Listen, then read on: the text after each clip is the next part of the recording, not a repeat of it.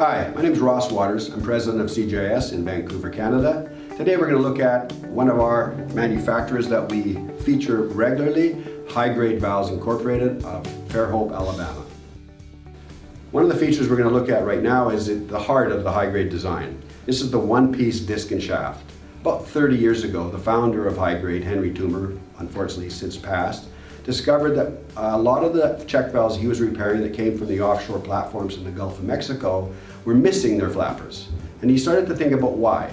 Well, most check valves that you see today are made of multiple pieces. The shaft is one piece, there's an arm that holds the disc, and there's a disc, and there's the fasteners that hold those pieces together. So maybe 5, 6, 7 pieces. Dual flappers, they always have at least 2 shafts, multiple springs, and 2 vanes. This was pretty easy invention. Say, hey, if I don't want to have something break and come apart, make it one piece. That was innovation number 1. Innovation number 2 was to take that one-piece flapper and put it into a seat insert. The seat insert then locks the disc in place and it cannot physically be removed. So that eliminated the failure mechanism of those early check valves. The next observation from that failed time when Henry Toomer was looking at check valves was the fact that all the check valves he saw were sized to the pipe. And when he started to think about that, he realized that check valves are actually flow devices and they open by flow. And so without knowing the flow rates, you couldn't tell whether the flappers were fully open or not. And that got him to thinking, well, what if I made a Venturi inlet?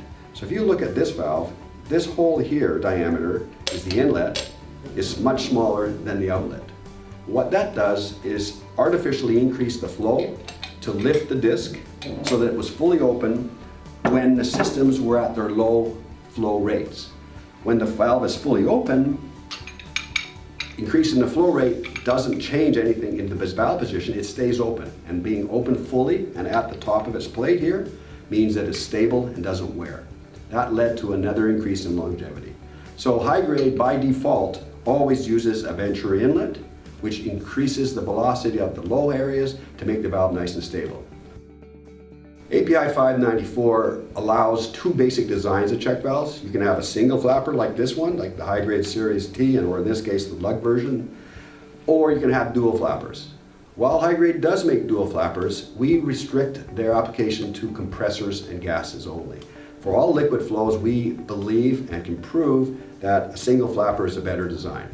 So the single flapper has an unobstructed view when the disc is open. There's nothing in the waterway other than the top of the disc, which means that the pressure drop and turbulence caused by the flow passing through the valve is much reduced compared to other styles, particularly the dual flapper.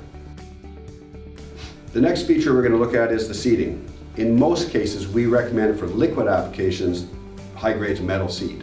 The reason we do that is that High Grade's sealing capability is very much higher than is allowed by API 598 in metal to metal.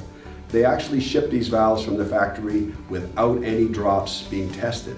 It's a feature of how they actually machine the disc itself and the seat. In this case, this is the seat insert. If we're able to see this very carefully, we might be able to see that this plane is not flat. It's a little bit tapered. And the taper allows the disc to float and find its own metal-to-metal component even after it's worn. Conversely, on gas applications, we may want to offer a soft seat, elastomer or polymer, and in this case what we do in the design is cut a groove, push the O-ring in there, and then crimp it so that it cannot come out. With this feature, you can actually then put in Teflon because you can't glue Teflon, and yet it can be mechanically retained. So for gas applications, we will recommend a soft insert, and in this case, the seat itself is now parallel flats. They are not tapered, so there are 2 different disc designs, one for soft and one for metal. The next feature that we're going to examine is the retainerless design.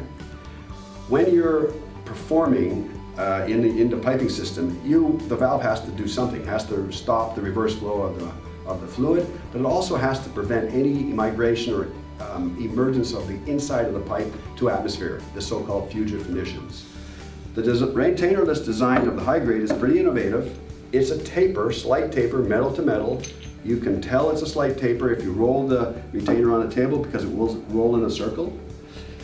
That piece is pushed in with a bearing press into the body in this position here. So there is the retainer installed. This is what it would be like before. And that metal-to-metal seal is so good that even in a fire test, using helium as the leak path, it doesn't allow any helium to atmosphere. So it's truly tight, truly future emission proof, perfectly good in and after a fire. The other part that we're going to examine of the design is its fire safe position.